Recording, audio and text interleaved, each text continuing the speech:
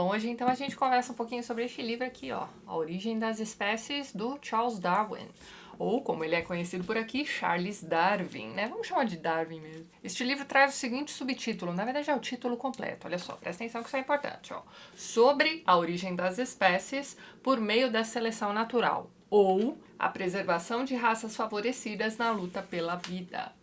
Você vê que o título completo do livro já é meio que um resumo dele, certo? Bem, Darwin foi um biólogo, naturalista e geólogo britânico, mais conhecido por seus estudos sobre a evolução nas ciências biológicas. E bem, este livro sobre o qual a gente conversa hoje é considerado seu trabalho mais importante e também o mais polêmico, já que, de certa forma, ele mudou a maneira como os seres humanos compreendem a si mesmos e o mundo à sua volta. E este livro aqui é apenas o resumo, né, de todos os seus estudos sobre esse tema, cujo projeto imenso ficou inacabado. Mas aqui mesmo nós temos acesso a todas as suas ideias principais, que ele vinha elaborando já há décadas antes da publicação do livro em 1859. E vale dizer que as ideias apresentadas aqui neste livro não são exatamente originais do Darwin. No século XIX, você já tinha outros cientistas pensando na transmutação das espécies, por exemplo. A questão é que a partir da publicação deste livro, da forma como ele foi escrito e apresentado como uma grande introdução, né, um resumão de uma obra grandiosa que ainda estava por vir, ou seja, este livro acaba sendo um trabalho bastante acessível até mesmo para os dias de hoje. Então, por um lado, sim, ele foi escrito para ser apresentado para seus pares, mas também para atingir um público maior. Tanto é que, se vocês forem ver, este livro aqui foi um best-seller quando de sua publicação. O público em geral, no final de 1959, quando este livro saiu, ficou enlouquecido com a origem das espécies. Não só por conta das novidades, né, que o grande público descobria a partir deste livro em meados do século XIX, mas também e provavelmente principalmente por conta da polêmica. Então vamos lá. No século XIX, com as possibilidades de observação e de estudos que se abriam, já não dava mais para aceitar a origem da vida como ela fora apresentada no Gênesis da Bíblia. Então, na época de Darwin já existiam outros especialistas que estudavam as evidências que colaboravam, né, para aquela ideia moderna da evolução das espécies. Então você já tinha, por exemplo, um rapaz chamado Charles Lyell, um geólogo britânico, e o Charles Lyell, junto a um outro cientista da época chamado John Playfair, teriam pensado no uniformitarianismo, que seria então uma teoria de que a Terra, como nós a conhecemos, foi na verdade moldada por forças muito lentas ao longo de um longo período. Isso contrastando com o surgimento e formação abruptos, né, em 7 dias, que é apresentado pela Bíblia. Então Charles Lyell examinou evidências de que a Terra é muito, mas muito mais antiga do que a gente possa imaginar e também está em constante mudança. Naquela época também já era bastante conhecido um biólogo chamado Thomas Huxley, que comparava a anatomia de diversos organismos.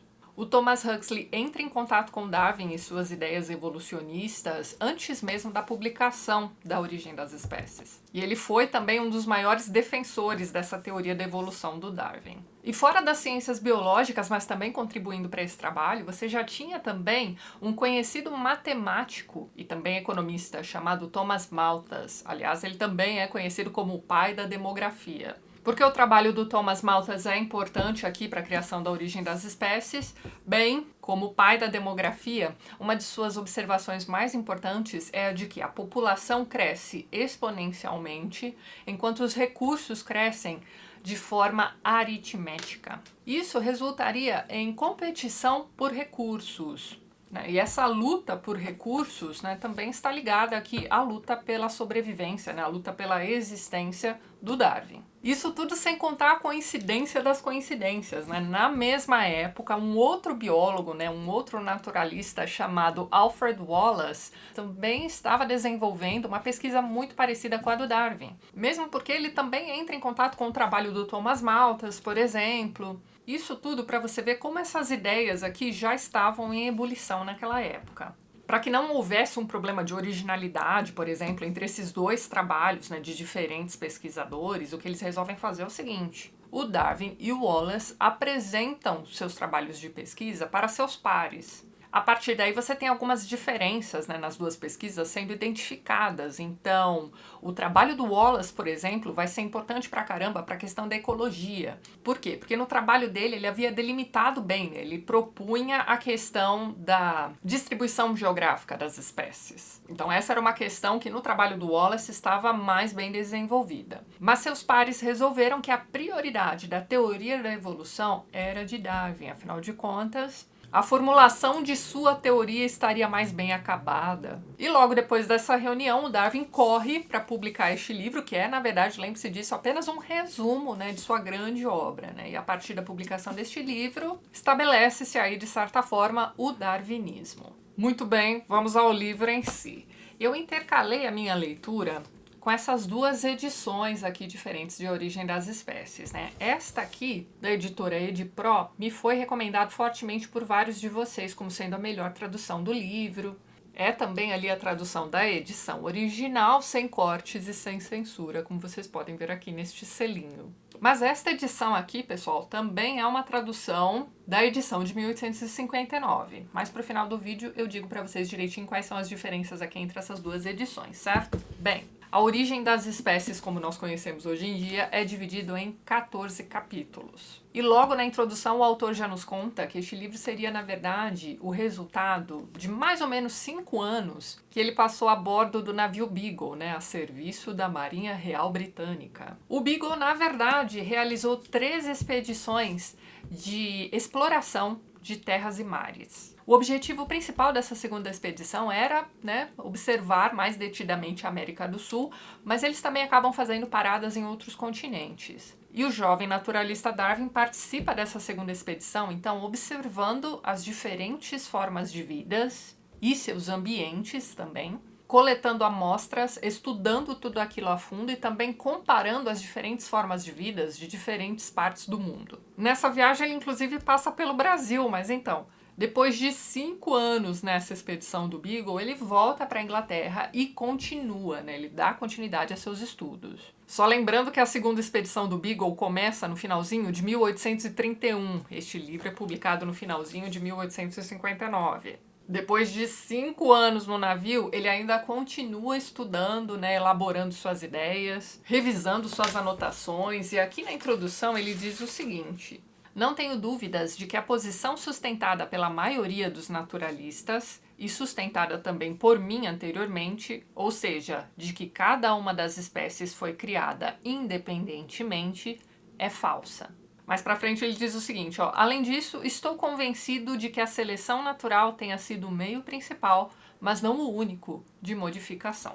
Então vamos voltar ao subtítulo, na verdade ao título completo, né? Ó, sobre a origem das espécies por meio da seleção natural.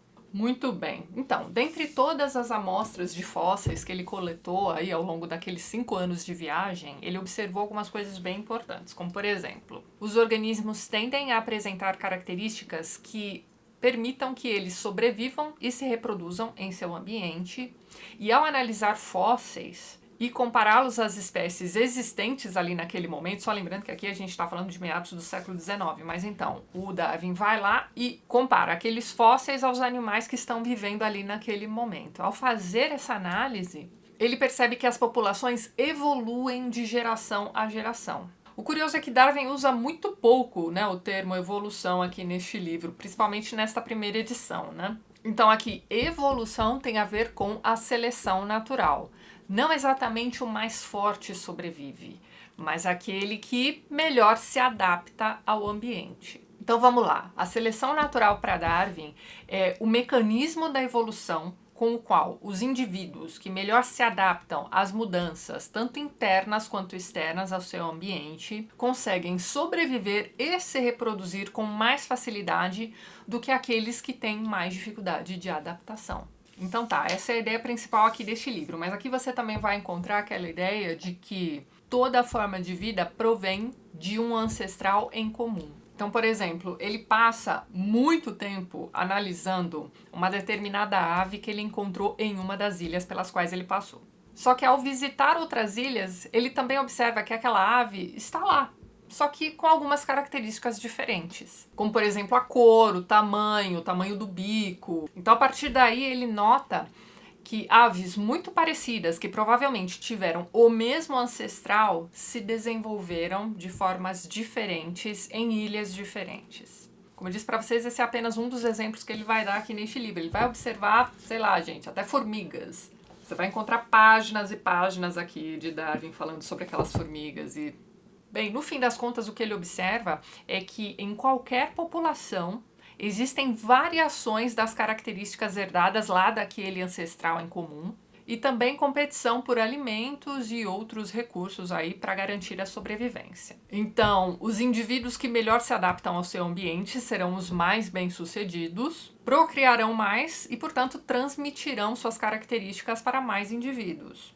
Isso a longo prazo. O que é interessante aqui da gente observar, o leitor de hoje em dia observar durante a leitura deste livro, é que Darwin não fazia ideia de como os genes eram transmitidos, né, de geração a geração. Então tá, a partir de agora neste vídeo eu vou fazer com vocês aqui breves comentários capítulo a capítulo aqui deste livro. Mas assim, gente, não é um resumo, são apenas ali alguns apontamentos, tá? E lembrem-se de ficar muito à vontade para fazer qualquer tipo de correção ou adendo aqui aos meus comentários, tá? Lembrem-se de que eu sou uma leitora comum, tá? Não sou da área de biologia. Então já peço desculpas de antemão e já conto com as correções de vocês nos comentários, tá certo?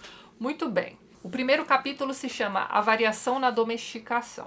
E aqui ele observa animais e plantas domésticas. Ele estabelece que a variedade de, sei lá, pombos, né, não se dá exatamente por conta dos diferentes alimentos que eles consomem em diferentes lugares, mas sim por conta de características que eles herdam.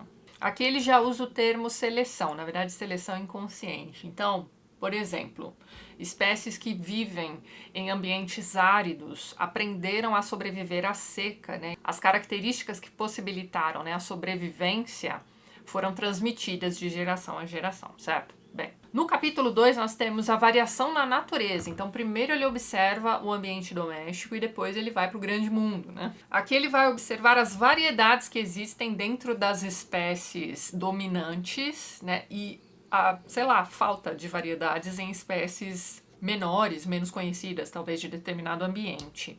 Aqui ele faz uma diferença entre espécie e variedade, passa bastante tempo tentando explicar a diferença entre uma coisa e outra, mas aparentemente a diferença é muito ínfima, né? Então eu fiz até uma anotação aqui, olha só, a quantidade de diferentes espécies deve ser maior do que a variedade dentro de uma espécie.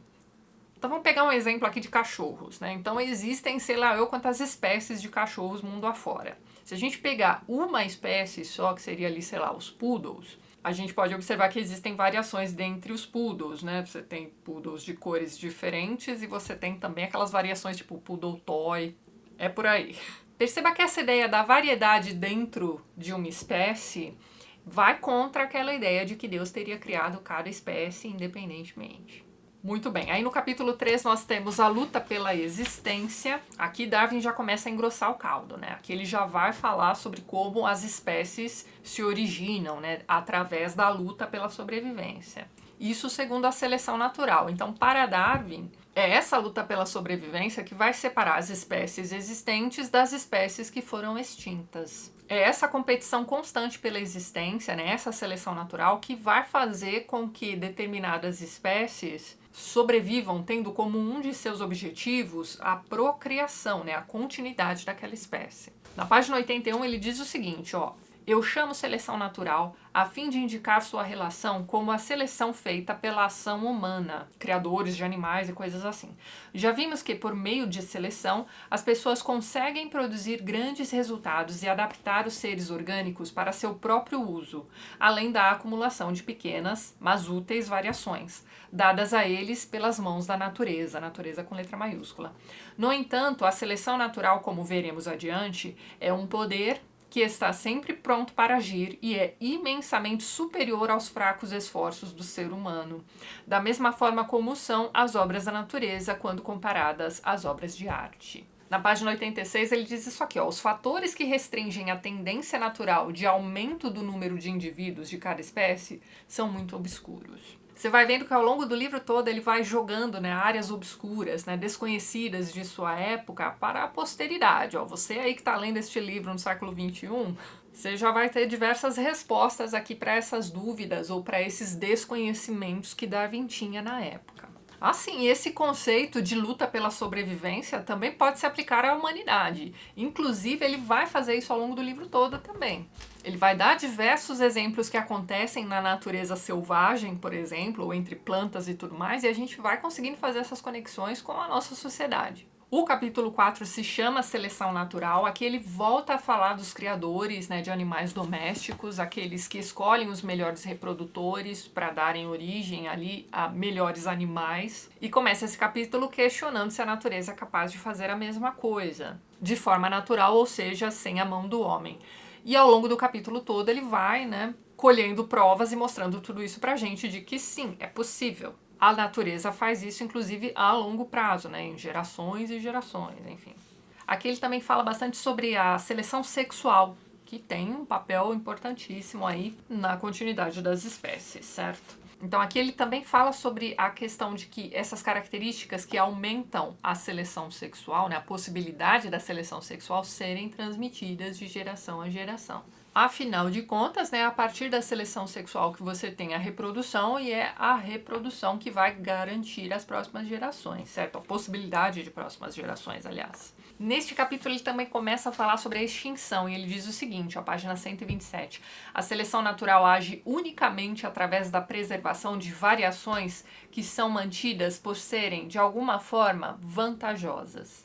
Então aqui ele estabelece que quanto maior e mais forte um determinado grupo é, maior é a sua possibilidade de continuar. Agora, em uma outra determinada população, quanto mais dispersos e mais fracos forem os indivíduos, né, maior é a chance de extinção. No capítulo 5 nós temos as leis da variação, e aqui o que nós temos é uma grande especulação, talvez, sobre como essas variações ocorrem. Ele vai dando alguns exemplos de como essas variações podem ocorrer, né? Então ali na página 152 ele diz o seguinte, ó. Quando um novo inseto chega à ilha, a seleção natural tende a aumentar ou reduzir suas asas, dependendo da sobrevivência de um maior número de indivíduos após o combate vitorioso com os ventos ou após desistirem da tentativa de passarem a nunca voar, ou a raramente fazê-lo. Assim como poderia acontecer com os marinheiros de um navio naufragando perto da costa. Os bons nadadores precisariam nadar ainda mais, enquanto os maus nadadores estariam melhores se, na verdade, não soubessem nadar e apenas se agarrassem aos destroços. Interessante esse ponto de vista, não? No capítulo 6, que se chama Controvérsias envolvendo a teoria, o que ele faz é o seguinte, ele antecipa problemas que outros podem encontrar em sua teoria. Na verdade, são problemas que ele mesmo já encontrou na própria teoria. Neste capítulo, ele também vai falar bastante sobre aquela questão dos órgãos, né, que tem pouca importância para os indivíduos hoje em dia, mas que foram muito importantes para seus ancestrais. E aqui a gente também pode pensar em características do ser humano mesmo, né? Então, por exemplo, sei lá, o dente do siso, né, que hoje em dia todo mundo arranca, né? Vai até o dentista para fazer a extração, vocês entenderam o que eu quis dizer. Mas então, pra gente esse dente não faz lá muita diferença, mas pro homem da caverna, sei lá, que mastigava aqueles animais, precisava triturar ali os pequenos ossos, esses dentes já foram muito importantes um dia. O capítulo 7 é sobre instinto, e aqui ele vai dizer o seguinte, ó, logo na primeira página, ó, não tentarei dar qualquer definição de instinto. Seria fácil demonstrar que várias ações mentais distintas são normalmente compreendidas por este termo, mas todos entendem o que se quer dizer quando falamos que o instinto impele o cuco a migrar e pôr seus ovos nos ninhos de outras aves. Em geral, dizemos que uma ação a qual para nós mesmos exigiria experiência para podermos realizá-la é instintiva quando efetuada por um animal, especialmente por um muito jovem, e sem qualquer experiência, ou quando realizada por muitos indivíduos da mesma forma, sem que saibam a finalidade por que a realizam. Mas eu também poderia mostrar que nenhuma dessas características do instinto é universal. Então, aqui ele vai falar a respeito de como o instinto é transmitido de geração a geração. Então, neste capítulo especificamente, ele deixa um pouco de lado a transmissão das características físicas e passa a pensar também nessas características mentais. A questão da inteligência de determinados indivíduos ou de determinadas espécies mesmo. No capítulo 8 nós temos o hibridismo, e aqui ele vai falar principalmente sobre a dificuldade de procriação ou a esterilidade entre animais de espécies diferentes. No capítulo 9 nós temos a imperfeição do registro geológico, e aqui ele fala sobre a dificuldade de encontrar respaldo para a teoria da seleção natural em fósseis. E aí ele meio que coloca a culpa na questão de que os registros geológicos são inconsistentes. Você tem que levar em conta algumas variantes, como por exemplo a modificação do solo ao longo dos milênios, mesmo porque a Terra está em constante mudança. No capítulo 10 nós temos a sucessão geológica dos seres orgânicos. Aqui ele fala sobre o surgimento de novas espécies lentamente. E volta a falar também da extinção de determinadas espécies, principalmente em ambientes hostis àquelas espécies, ou que se tornam hostis ao longo do tempo. E aqui também, talvez a gente possa dizer que ele chega à conclusão de que a seleção natural segue um progresso para o bem das espécies. Afinal de contas, o resultado dessa luta pela sobrevivência seria ali, né, uma espécie mais forte ou, no mínimo, mais preparada para as adversidades. Depois nós temos nos capítulos 11 e 12 a distribuição geográfica. É neste aspecto que aparentemente lá o Alfred Walpole se saiu melhor, né? Mas aqui ele vai falar, né, em 2 capítulos, né, sobre a distribuição geográfica dos animais, sobre a importância de barreiras, sobre a migração de determinadas espécies, principalmente por conta das alterações climáticas. Aqui ele também observa que determinadas espécies de uma ilha se parecem muito com as espécies do continente mais próximo. E ele também levanta um problema, né? A migração das espécies nem sempre garante sua sobrevivência. No capítulo 13, nós temos então afinidades mútuas dos seres orgânicos, morfologia, embriologia e órgãos rudimentares. Aqui ele classifica organismos adultos e também em estágio embrionário em sistemas de classificação criados anteriormente por naturalistas, né? E na página 450 ele diz o seguinte, ó: a diversidade dos fatos considerados neste capítulo parece me proclamar tão claramente que as inúmeras espécies, os gêneros e as famílias de seres orgânicos que povoam este mundo são todos descendentes de genitores comuns, cada um dentro de sua própria classe ou grupo, e que todos foram modificados durante o processo de descendência, que eu adotaria esta hipótese sem hesitação, mesmo que ela não encontrasse apoio em outros fatos ou argumentos. E chegamos ao 14º e último capítulo do livro, que é ali, na verdade, a recapitulação e conclusão, ou seja, um resumão do livro todo. Olha como ele começa essa conclusão, ó. Não nego que muitas objeções sérias possam ser apresentadas contra a teoria da descendência com modificação através da seleção. Perceba que Darwin era uma pessoa bastante aberta à crítica, certo? Na página 469 ele diz isso aqui, ó: o desuso, às vezes auxiliado pela seleção natural, tenderá com frequência a reduzir um órgão que se tornou inútil por causa da mudança dos hábitos ou das condições de vida. E é possível entendermos claramente por meio dessa hipótese o significado de órgãos rudimentares. No entanto, o desuso e a seleção geralmente atuarão sobre as criaturas individuais apenas quando chegarem à maturidade. Na 470 ele diz o seguinte, ó: recapitulei os principais fatos e considerações que me convenceram completamente que as espécies sofreram modificações e ainda estão se modificando lentamente por meio da preservação e do acúmulo de pequenas e sucessivas variações favoráveis. Lembre-se de que a seleção natural sempre visa uma melhor capacidade de adaptação e também a continuidade da espécie. 471, olha lá. A mente não consegue compreender o significado pleno da frase 100 milhões de anos. Ela não consegue somar e perceber os efeitos das muitas pequenas variações acumuladas durante um número quase infinito de gerações. Então aqui ele já antecipa um problemão que aconteceu mesmo na época da publicação do livro, né? As pessoas tiveram uma grande dificuldade de aceitar, né, esses números, né, ó, 100 milhões de anos. Elas estavam acostumadas com, sei lá, 6 mil anos, né, que é o que você pode inferir da leitura da Bíblia, por exemplo.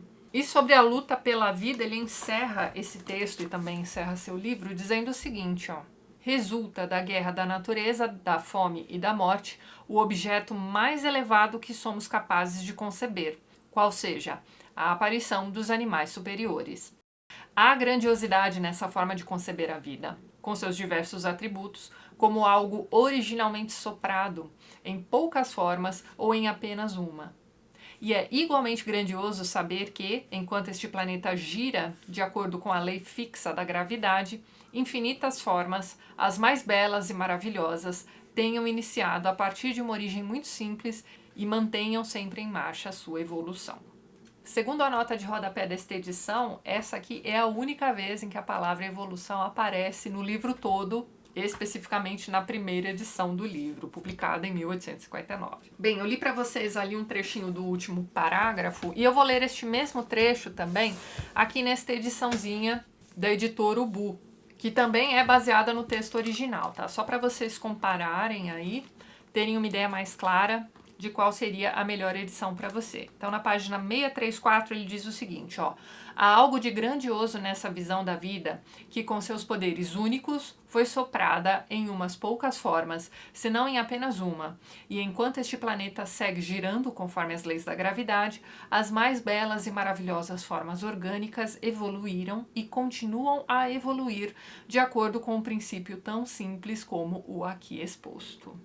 Muito bem, então eu tenho aqui em mãos duas edições que foram baseadas na edição original. E o que eu posso dizer para vocês é o seguinte: essa edição da editora Ubu me parece um texto mais literário. Ficou um texto mais agradável de se ler. Principalmente ali, como eu disse para vocês, eu tive bastante dificuldade de avançar na leitura naqueles trechos em que ele vai falar das formigas e das pombom, enfim.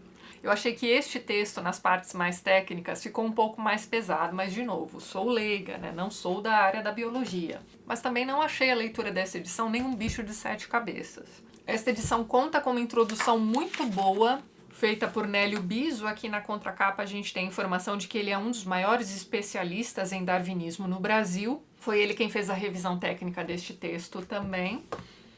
E aqui neste livrinho da Ubu nós temos uma apresentação feita pelo próprio tradutor e organizador dessa edição, que é o Pedro Paulo Pimenta.